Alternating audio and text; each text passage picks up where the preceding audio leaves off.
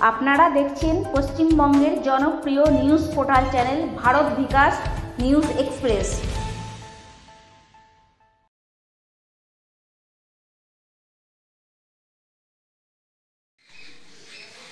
নমস্কার, আপনারা দেখছেন পশ্চিমবঙ্গের জনপ্রিয় news channel Bharat Bikash news express. আমি পাপান ব্যানার্জি।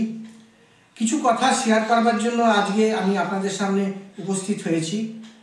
প্রথমেই আন্তরিকভাবে ধন্যবাদ জানাই আসানসোল শিল্পাঞ্চলের মানুষদেরকে, যারা প্রতিদিন একটু একটু করে আমাদের এই Bharat Bikash news express news চ্যানেলকে তারা আপন করে নিচ্ছেন, তাদের পরিবারের একজন সদস্য করে নিচ্ছেন। ভারত বিকাশ নিউজ এক্সপ্রেস কোনো ইউটিউব ব্লগার চ্যানেল নয়, এটি একটি সংবাদ মাধ্যম।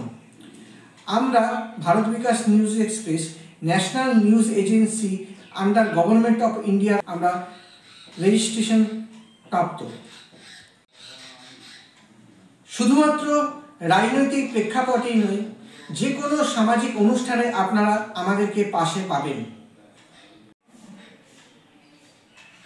আমরা ভীষণই আনন্দিত যে আমাদের এই Bharat Bikash news express news চ্যানেলের পর্দায় যে খবরগুলি সম্প্রচার হচ্ছে, সেই খবরগুলি রাজ্য সরকার এবং কেন্দ্র সরকারের পুলিশ প্রশাসনের দপ্তর এবং প্রশাসনিক ভবনগুলোতে পৌঁছাচ্ছে এবং তারা আমাদের সম্প্রচারিত খবরকে যথেষ্ট গুরুত্ব সহকারে দেখছেন। Bharat Bikash news express news চ্যানেলকে যেসব সাংবাদিক বন্ধুরা দীর্ঘদিন ধরে সহযোগিতা করে এসছেন, তাদেরকে আমরা কুর্নিশ জানাই, কারণ তাদের নিরলস প্রচেষ্টা এবং পরিশ্রমই আজকে ভারত বিকাশ নিউজ এক্সপ্রেসকে আপনাদের কাছে পৌঁছে দিয়েছে।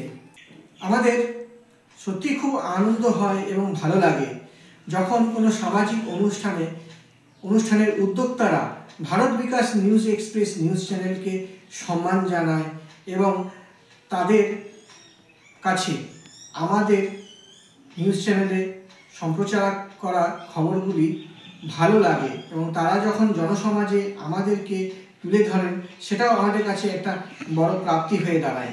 আমরা শুধুমাত্র রাজনৈতিক খবরই করি না, আমরা শিল্পাঞ্চল এবং সারা পশ্চিমবাংলা ভারতবর্ষের মানুষের কাছে পৌঁছাতে চাই। এবং ভারত বিকাশ নিউজ এক্সপ্রেস আজ এমন একটি সংবাদ আপনাদের কাছে দিতে চাই। রনি কুমার নামে ইছাপুরবাসী একজন দাদা থাকেন। সদ্য তিনি তার বিবাহিত স্ত্রীকে হারিয়েছেন।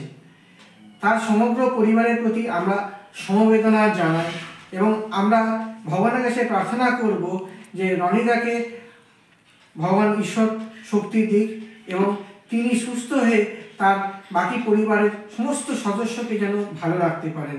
ভারত বিকাশ নিউজ এক্সপ্রেসের পক্ষ থেকে তার পরিবারকে আমরা সমবেদনা জানাই।